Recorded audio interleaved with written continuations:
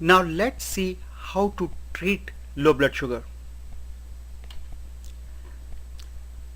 To treat low blood sugar, drink liquids that have sugar, eat food items that have sugar, and if indicated, use glucagon injection.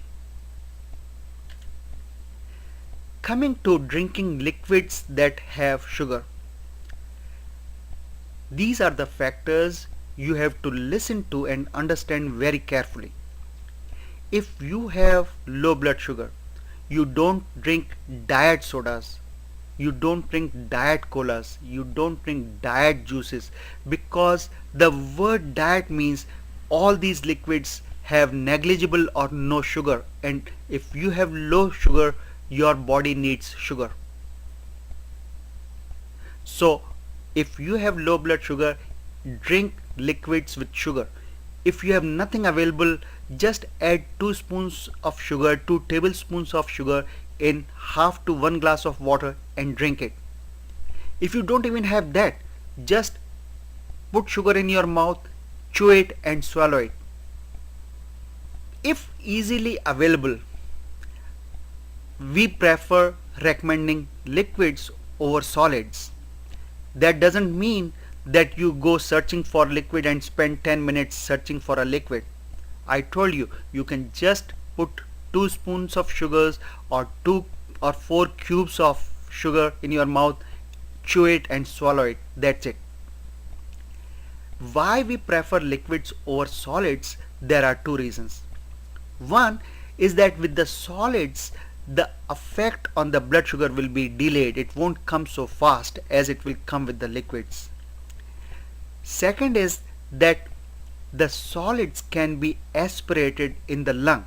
So if somebody's sugar is low and he's eating a cookie or some other solid, or he's sucking on a candy or something, and the sugar keeps going down because it takes a few minutes for the sugar to go into the blood once one person starts eating something.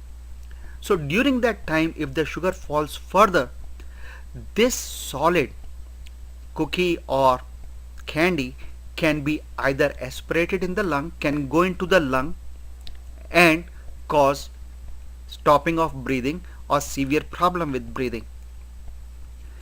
Or for any reason, if the patient vomits, then these solids or the particles from solids or this vomit material can be aspirated into the lung, causing problem. For that reason, we recommend liquids over solids. If you have to eat solids, don't just keep them in your mouth and suck on the candy or something. Chew it and swallow it. The reason is, if you just suck the candy after keeping it in your mouth, it may take 5, 10, 15 minutes for any effect on blood sugar to happen. But if you swallow it after chewing, the response to the blood sugar levels will be much faster. Again, if you have easy access to liquids, drink liquids with sugars. Otherwise, you can take solids with sugars. One important note about liquids: avoid drinking milk, because milk has proteins, and if they are aspirated, they can cause severe inflammation in the lung. Having said that, the first and foremost goal is to improve the blood glucose levels, and if nothing is available, yes, you can take milk, but preferably if other things are also available like a fruit juice with sugar, you take that. If you have nothing, just 2 spoons of sugar and a half a glass or glass of water, that should be okay. Again, as I said, do not suck on the candy keeping it in your mouth. Just chew and swallow it, so as the danger for aspiration can be decreased, and also there can be a prompt effect on your low blood sugar level. I always get this question that if I feel low blood sugar is there, then should I check first or should I eat first? And my answer to that is, eat something or drink something first and then check. Because even when you eat or drink, there won't be any effect on your blood glucose levels for the next 2 or 3 minutes, and you can always check your sugar after eating or drinking something. Within a minute or two you can draw the blood and then can check the sugar, and it will give you the right reading. If it will give you the reading of your blood sugar. However, if you decide to check first and for any reason, say the glucometer is not easily available, or your first attempt was not successful, or there was some problem, so you will waste time, and rarely there is a possibility that your sugar will keep falling and may go into the dangerous levels, and you don't want that to happen. If on a few occasions, say you feel your sugar is going down and you drank something with sugar and you check the sugar is like 200 to 50, that means probably you are not getting the symptoms right, and in such a case you may start with checking first. Say even when you checked, your sugar did not come as low. Say you drank something, within a minute or two you checked your sugar, it came to be say 140 or 160. There is no problem, no harm is done, because as it is you would have eaten 2 spoons of sugar worth of food during lunch or during dinner, so no damage is done by taking 2 spoons of sugar when you thought an emergency existed, but not doing so can sometimes have very disastrous results. Now this doesn't mean that every day or every 6 hours you start eating 2 spoons of sugar because you are thinking the sugar is low. No, it is, you have to take your symptoms seriously, and if you repeatedly feel you are getting low sugar but when you check they are high, you bring it to your doctor's attention. There may be something else going on for which you will need more tests. So I emphasize, when you are in doubt, treat first and then ask questions. No harm will come by taking 2 spoons of sugar to correct suspected low blood sugars, then not taking those 2 spoons and suffering the consequences of low blood sugar. Now, nowadays the diabetes medicines that are available, they need to be taken in many cases once a day or twice a day. Since they need to be taken once a day, that means they will work for 24 hours. And if they are causing excessive lowering of your sugar, then they will cause excessive lowering of the sugar for the next 24 hours or 36 hours. The importance of that is, suppose you got symptoms of low sugar say in the morning at 11 a.m. or 10 a.m. and you corrected it by taking the sugar or something sweet to eat. But remember, you can still have low sugars in the evening and night and tomorrow morning because of the continued effect of the medication that you have taken. So the day you get low blood sugar, eat a good meal in the evening, and also let your family know that you had low sugar that day, so if there's any problem in the night they are aware of it. Very important, especially if in some patients the kidneys are damaged because of diabetes. Some medication can work for even 36 hours. And that is why when a patient goes to the hospital with low blood sugar, they keep the patient for 24 to 36 hours to observe that the sugar is not going down too much. But if you treat yourself at home because the low sugar was not so serious or not so significant, that is fine. But you should know that you can still have low blood sugar in the next 24 to 36 hours, and you should be aware of that, and you should be able to manage it if it occurs. Glucagon injection is given in very rare circumstances. It can be given in the muscle, and you don't have to find a vein, and It is given in those people who are unable to eat or drink, and it can help them quickly recover.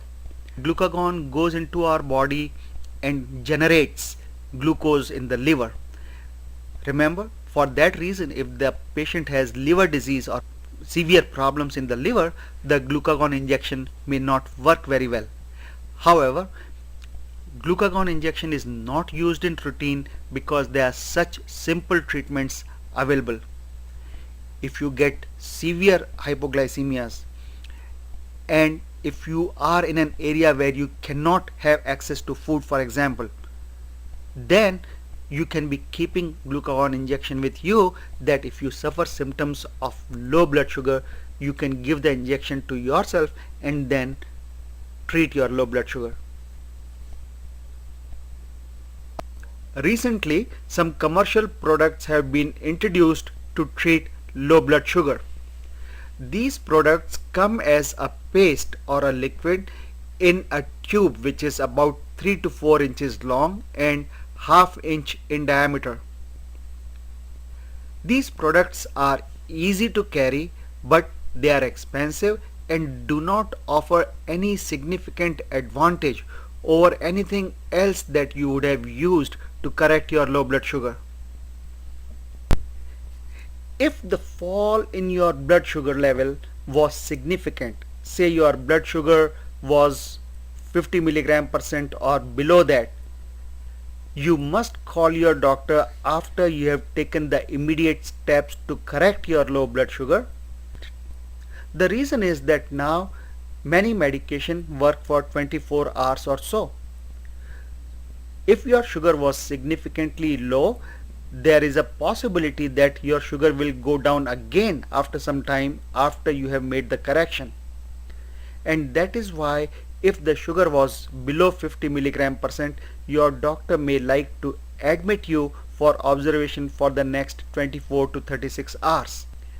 If your kidneys are not working all right, they are affected by diabetes, then in some cases the duration of your medication will be even longer than 24 hours. It will not be excreted from the body and it will probably work for 36 hours.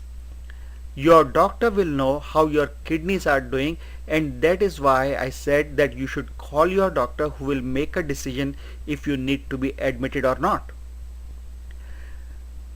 The other thing is, if your liver is weak, for example, you had hepatitis or you had cirrhosis or you have problem from drinking too much alcohol and your liver is weak, then again your doctor may like to admit you, because liver is the place where the new glucose is formed when your sugar goes down. And it will be a good idea to stay in the hospital for observation and treatment if your sugar was significantly low, or you have kidney or liver problem, or if you could not feel the symptoms of low sugar very easily. This is more common in people who are above 60 years of age or who have diabetes for many years, like 15 or 20 years. So there can be so many things that your doctor will know, and he will make the decision, and he may give you advice either to stay home and do certain things, or he will tell you to go to the hospital. If you are traveling and you cannot contact your doctor, go to the nearest emergency room and inform them about your low blood glucose episode. Do not forget to take all your medication with you when you go to the emergency room, so that they can know how long will your low blood glucose level last. Some medications work only for a few hours, others work for 24 hours. So it is very important that when you go to the emergency room, you take all your medications with you. Get help from others and train them beforehand. What I mean by that is, we saw that symptoms of hypoglycemia can be sometimes difficult to recognize. Rarely the first symptom of low blood sugar can be a person behaving like crazy.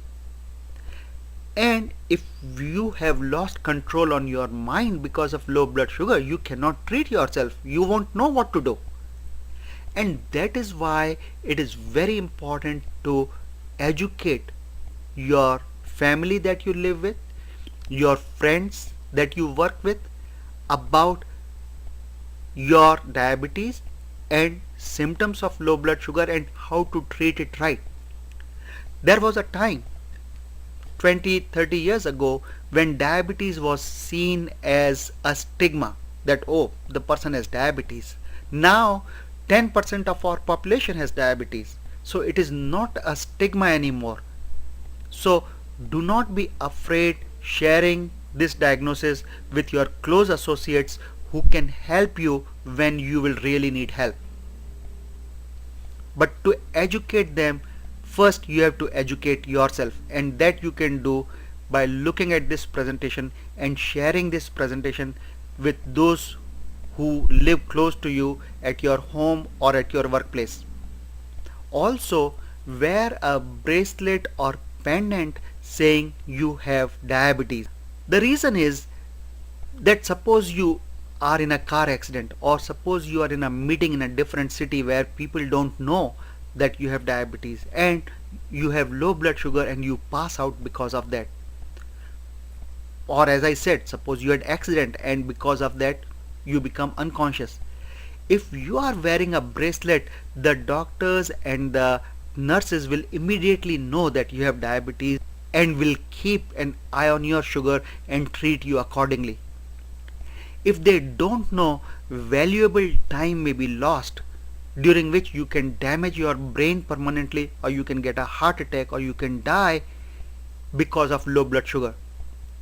So wear a bracelet or pendant. On the bracelet it is not written outside, it is written on the inside, and doctors are trained to look at bracelets and see if anything is written there.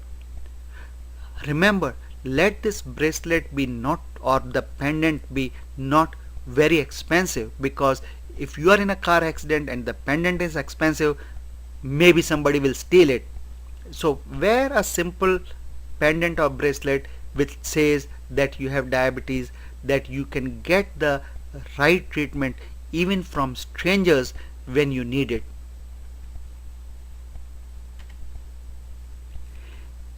If your blood sugar becomes low repeatedly, more than 2 times in a month, or if it becomes significantly low, that it goes say below 40 milligram percent, inform your doctor. Talk to your doctor. If your sugar is low after you have corrected it, call your doctor to let him know that your sugar is low. The doctor may end up doing 2 things for you if your sugar goes low repeatedly. Suppose you did not miss eating the meal after you took the medication for diabetes and still your sugar went down. That will mean that there are 2 possibilities. Number 1, either you are taking too much medication. Number 2, you are not eating the right food. So either the doctor will decrease your medication or will refer you to a dietitian or a nutritionist who will advise you how to eat your food to avoid getting low blood sugars. The problem of low blood sugar will continue to grow. It will get worse in the next few years. One reason is that new research has shown that those patients who have lower A1C values suffer less complications from diabetes. In another of our presentations, we have explained what A1C is, but suffice it to say that it gives an average of blood sugar readings over the past 4 to 12 weeks. So it is understandable that to decrease A1C you need to decrease the blood glucose or blood sugar levels. When it is attempted to decrease the blood sugar or blood glucose levels, there is always a possibility that there will be an overcorrection and the sugar will become lower than what the physician and the patient intended it to be. So as a result, when the patient's sugar reading is near normal and the patient is on medication, there can always be incidences when the sugar will go below the normal range. And that's why the incidence of patients suffering from low blood sugar will increase in the future.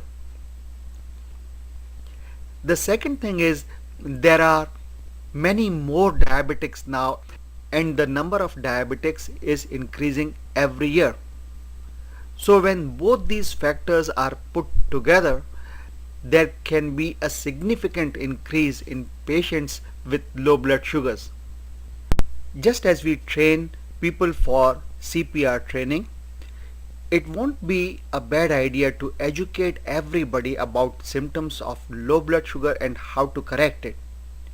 The reason is that if low blood sugar is not corrected, the outcome can be disastrous, and the correction is so simple and the whole education can be given in a few minutes time.